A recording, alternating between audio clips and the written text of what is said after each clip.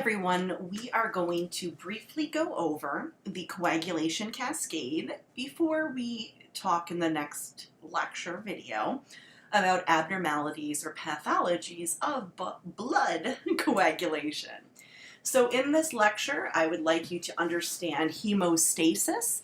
Stasis refers to location and hemo is blood. So hemostasis is referring to this process of coagulation meant to limit blood loss to tissues, blood loss from the vessels. Understanding how clots are formed and the succession of events is really important. Those are the coagulation cascades. There's a great song to help you learn it. And if you generally understand the factors and their involvement, that helps you understand how we treat things like the hemophilias. Because if you know which factors are deficient, then you know how to treat them. So knowing, first of all, the coagulation cascade is very important. Again, there's a song that I love. I will post a video of that as well. Knowing those steps is really important. And there's two different pathways that lead to the end result of fibrin production. And they're referred to as the intrinsic and extrinsic pathways. And those names really just come from the places that things are located in order to create this final clot. Then the pathology comes in. We'll describe abnormalities of hemostasis. So these sometimes are inborn errors of coagulation, and those are very important to understand. If you know the physiology, then all of the treatment will fall into line. So the clinical disturbances, there's a couple of different disorders, and then there's ways to test for them. Some of them are really simple. They're not going to hurt that bad, hopefully, but bleeding time tests, coagulation time tests, those are all very important. And knowing what things are involved in a coagulation cascade helps you to understand why you do those tests. So as I said, hemostasis is the way we refer to as the stopping of bleeding. So this individual has an external hemorrhage, which is far easier to treat because you can see it, so that makes it easier, right? So when blood is leaving the circulation, even if it's a small amount, we refer to this as hemorrhage. Usually we think of the word hemorrhage, or at least I do, as something being very dramatic. It's a huge amount of blood loss, but anytime blood leaves circulation, that's technically a hemorrhage. And in this picture, they're doing everything correct. So this individual has a hemorrhage on the forearm area. So there's pressure being applied to limit blood loss. They're wearing all of their PPE so that they don't have any diseases that are transferable. The part of the body that's injured is moved above the level of the heart, which is going to limit blood flow to that area. And we're putting this nice pressure on. One thing you can also do in external hemorrhage is make a tourniquet. And just a real life lesson too, one of the best things you can use to make a tourniquet to stop blood flow into an area is clothing. So a shirt or pants or a scarf, they make excellent candidates for tying around an appendage and limiting blood flow. When belts are used, people have a tendency to over-tighten the belt to limit blood flow. If they're tightened too much, you end up with tissue death and a possible infarct. So we recommend that clothing is used to create a tourniquet rather than a more inflexible belt. So as I said, a hemorrhage is any event where blood escapes the circulatory system. It could be external or internal. In this picture, this woman's doing everything that you shouldn't do. She's holding the area of damage below the heart. There's no pressure being applied. So this is going to bleed more freely. There's a couple of things that we could do, which are really just pressure and holding that thing above the level of the heart. So those were two examples of external hemorrhages. There's internal hemorrhages, and depending on how flexible that tissue is, those could either be a tumor. Tumor is the Latin word for swelling, and it refers to things that end in oma. So things like a hematoma, that is a swelling of blood. When there is a flexibility of the tissue bed to fill with coagulated blood, you can see coagulated blood pool there. You can see this in the brain. Those are called, there's subdural hematomas, which means underneath the dura. If you even grab onto the skin of your elbow, you'll find that there's a lot of flexibility of tissue there, which means it has the ability to fill with blood. So blood that fills a tissue bed and coagulates there and it presents as a swelling is called a hematoma, a benign tumor, essentially a benign growth or swelling composed of blood. Whereas ecchymosis is bruising more commonly, and this is in tissue that's inflexible to take on a large amount of coagulated blood. So this is a very small child, and they have a very characteristic injury, which you can actually tell from looking at this picture. When you get a perfect break of the nose, so do you see this injury here at the nose? When you hit the nose at the right direction, you will break it immediately, and a true nose break in that way at the bottom there will lead to bilateral black eyes. So that, if you think of a very small child even just waddling around, if they hit their nose on the ground or on a stair and this went up, this will cause bilateral bruising due to a broken nose. If you've ever taken a self-defense course, you may have learned knee the individual in the groin and then take your palm and drive it into the base of their nose. Because when you do break the nose, not only does it hurt really bad, but you'll get some temporary blindness in both eyes as they well with blood. But the important part is that this is not a hematoma. These are flat discolorations, and a majority of tissues in the body just form bruises or ecchymosis. And I'm sure almost everybody watching this video has had a bruise at some point in their life, and it's just bleeding into a tissue that does not have the elasticity appropriate to allow a large swelling to form. All right, so in hemostasis, how do we stop the blood from leaving? Well, the answer is to form a clot. And as you're going through this lecture, I want you to remember this slide because this is your safe place. No matter how complicated things get, all of these different factors are going to be activated in a specific order. And the whole point of that is to form this fibrin net, which is here in this beigeish white color. Underneath this fibrin net, these are activated platelets. When cells are activated, they become mobile, so they can move, and they also change their shape, because to move, they have to grow little cell feet. So typically platelets look round, and they're named platelets because they look like little dinner plates. Isn't that nice? But when they do become activated, they form a little army, and they grow little cell feet, and they help to initiate the coagulation cascade. And the end point really is just forming this net.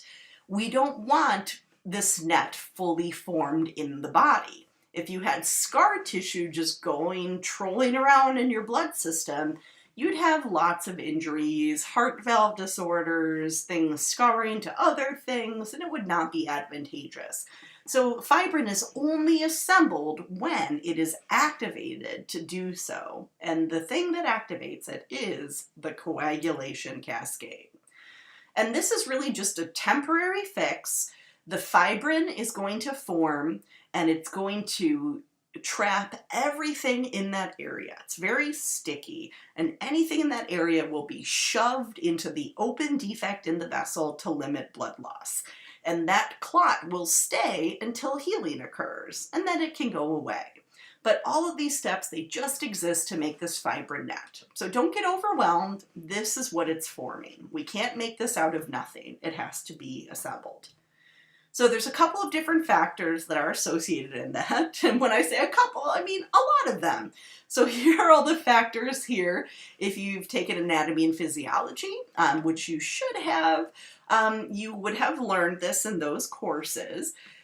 These Factors have names and numbers. Typically refer to them by the numbers, but you should know the names for a bunch of them. So like factor 1 is fibrinogen, and that's important because it helps platelets attach to other platelets. There's prothrombin, which is a liver-dependent product, which means you need vitamin K to synthesize it. Prothrombin is the precursor to thrombin, which is what catalyzes the large creation of fibrin. One of the most important factors is usually called tissue factor. The full name of it is tissue thromboplastin, which means the molding or creation of a clot, as instigated by a tissue. When a vessel is damaged and torn and the contents are exposed to air, tissue factor is released. The tissue factor is what starts the first phase of the coagulation cascade, and it is contained in every single level of a vessel, and it's also really high in organs. Some other things, factor 4 is calcium. You need calcium to make a clot. You also need calcium to stay alive. So if you don't have enough calcium to form a clot, you also don't have enough calcium to have a heartbeat. So that means that's something you won't have to worry about in an individual because they would be dead if they didn't have enough calcium. However, in the various bleeding tests, you'll see that some of them require the addition of calcium to the blood to initiate the coagulation cascade. Then there's factor 5. That's a pretty common abnormality for people to have factor 5 difficulties. That's also called the labile factor. It's made in the liver, and it's absolutely required to make prothrombin activator, which will pretty much end by making thrombin with the common final pathway so that you get fibrin. All right, the other different factors like 7, 8, 9, 10, 11, 12, 13, we don't use the names for a lot, but you will see them as important because the hemophilias, there's 2 different types. One is called classical hemophilia or hemophilia A, and I want you to say hemophilia A so that you remember it's a deficiency of factor 8, whereas the second type of hemophilia is a deficiency of factor 9. And why that's important, those people don't have those factors, which means to treat those disorders, you have to give them those factors. The other thing, factor 10, once you get there, that means that we're going to end in the final common pathway.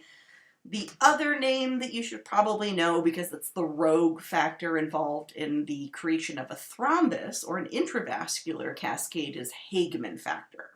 And Hageman factor is what initiates the coagulation cascade in the absence of tissue injury. So there's no tearing of the vessel that's exposed to air, there's just a scraping of the vessel lining. And Hageman factor is what initiates the formation of a clot. So in order to form a clot, you need to have adequate small blood vessels, adequate platelets, and the ability to make all of these coagulation factors. So, very quickly, sorry, I'm just seeing what we're up to. Okay, so going through these, the thing that you can pretty much count on everybody having are vessels that work. When there is injury at an area, so even in a paper cut, you cut your finger with an envelope, it's sharp, but you get some bleeding. The immediate job of that vessel is to vasoconstrict.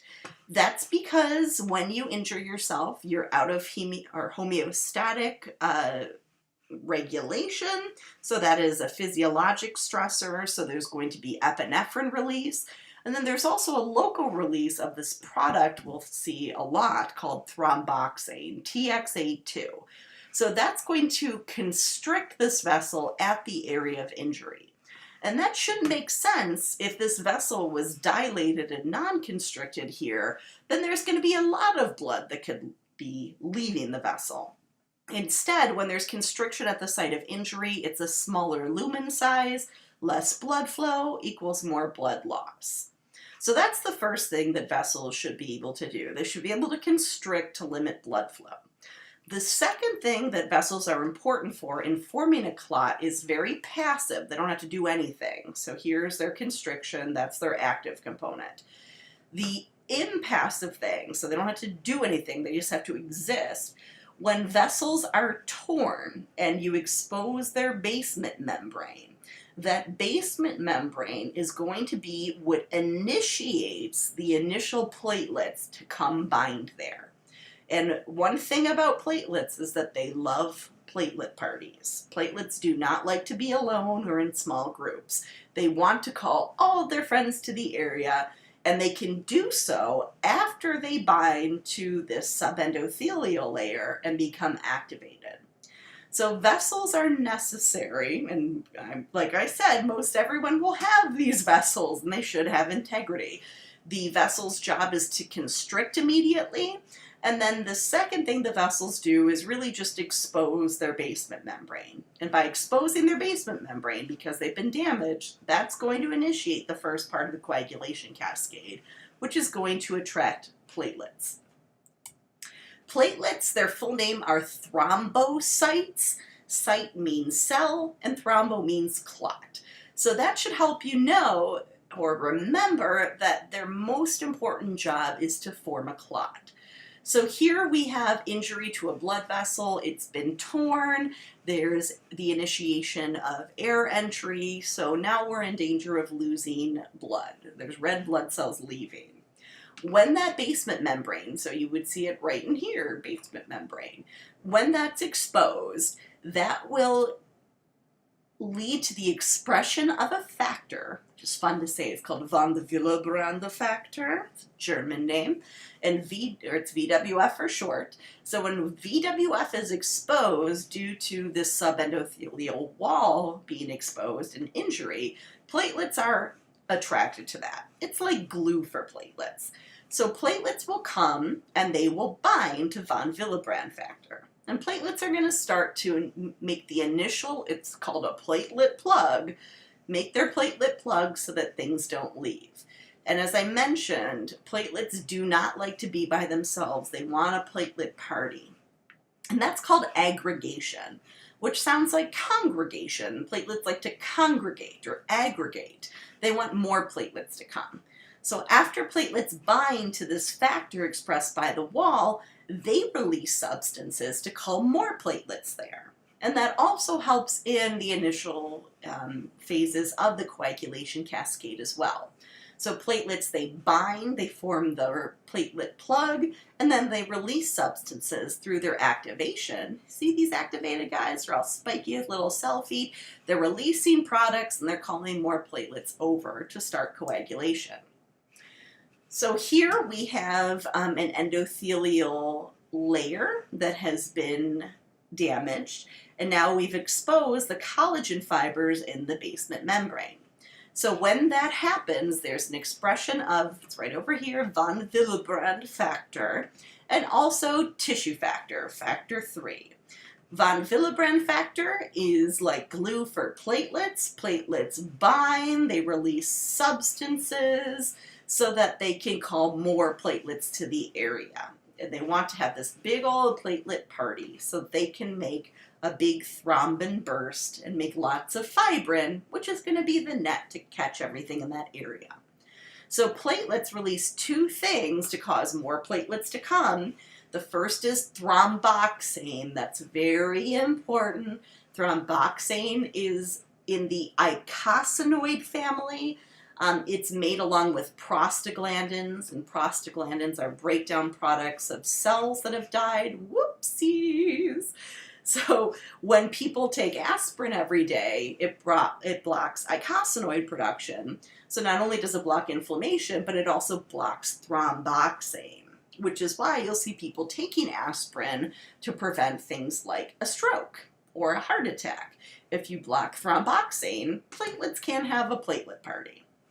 The other thing that platelets release is ADP, adenosine diphosphate, and that helps call, again, more platelets to the area. Up here you see these platelets with different receptors on them. There's receptors for thrombin, which is created by activated platelets. There is an ADP receptor and a thromboxane receptor. So having all of those things really helps enhance the power of the platelet party. I mentioned that aspirin blocks production of thromboxane. There's a drug called Plavix, and Plavix blocks the release of ADP so that you don't get more platelets called. Again, I mentioned factor 1 is fibrinogen. Do you see how these platelets have receptors there? These really long name receptors. They can't actually bind to one another. Instead, they use fibrinogen to form a cross bridge between these receptors so the platelets can aggregate. So in order for platelets to be activated, they need to bind to von Willebrand factor. The tissue factor will lead to thrombin production, so platelets will enhance that with their prothrombinase complex. But the platelets themselves release thromboxane and ADP and call more platelets to the area, which will then also become activated and call more platelets and more platelets and more platelets. And they will aggregate, they will join hands by using fibrinogen as the linker between them. So you need vessels that constrict, vessels that express von Willebrand factor and tissue factor, and then you need the platelets to come bind. This is what activated platelets look like. How fun! Here's other platelets, look like little dinner plates. When they become activated, they grow little cell feet, they're mobile, they can release products, and they do things when they're activated. This is just a little slide showing you thromboxane. So when cells are broken down, we know that cell membranes are made out of phospholipids. So even back to your paper cut example, you get a paper cut on your finger. Now those cells, they're dead. Oh no. So all those phospholipids that made up your skin cells, they have to be broken down. And they're broken down by this big old enzyme called PLA2, phospholipase A2, which breaks down broken cell phospholipids into arachidonic acid. And arachidonic acid can be acted upon by different enzymes depending on its location. If arachidonic acid exists mainly in the respiratory tract, a big old enzyme called LOX, LOX, which is shorthand for lipoxygenase, or a big old enzyme in the periphery called COX, cyclooxygenase, turn arachidonic acid into pro-inflammatory proteins. So those include things like prostaglandins, prostacyclins, leukotrienes. They're really high in the lungs. The drug Singulair, it's a leukotriene inhibitor, so you block inflammation there. And then the final thing that's created from arachidonic acid, because if there's tissue injury, like in your paper cut, and there's dead cells, well, we're probably going to need to make clot to stop blood from leaving. So thromboxanes, TXA2, those are the really important products of this cascade to help call platelets to that area. The drugs that block thromboxane production by blocking cyclooxygenase activity are your general NSAIDs, so your aspirin, your ibuprofen, your Motrin, your naproxen, which is sold as Aleve. So all of those things, they block thromboxane A2, so they stop blood from coagulating so quickly. Okay, in the next lecture, we'll go through the coagulation cascade, which you have to know, a little preview right there, and we'll talk to you in a little bit. All right.